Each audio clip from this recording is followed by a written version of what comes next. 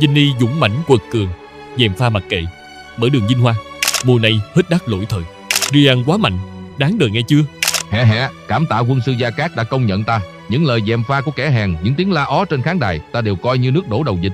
Chỉ có chiến thắng già điệu nhảy cà hẩy này mới là chân lý. Ginny, ngươi chớ vội mừng, đừng quên ta là người đặc biệt. Ngươi vẫn còn non lắm chưa tày đâu. Đặc biệt? Thầy Mo ơi, năm 2026 rồi, chứ không phải là 2016, mà thầy còn tư tưởng về cái danh người đặc biệt. Thiết nghĩ thầy nên về giường đi, lỗi thời lắm rồi. Đờ ma, ta không phục. Do Benfica ta lực lượng yếu hơn thôi. Thử đưa hoàng gia cho ta cầm quân đi là biết liền. Thôi, thầy về quê trồng rau nuôi cá giùm. Chứ qua hoàng gia để bắt Ginny, ta lui về dựng xe buýt à. Quả bóng bạc 2024 không có chức năng này. Hè, đúng rồi đó. Giải nghệ với Wenger, Sir Alex đi thầy Mo ơi. Hai thằng bay ăn hiếp người già, được lắm.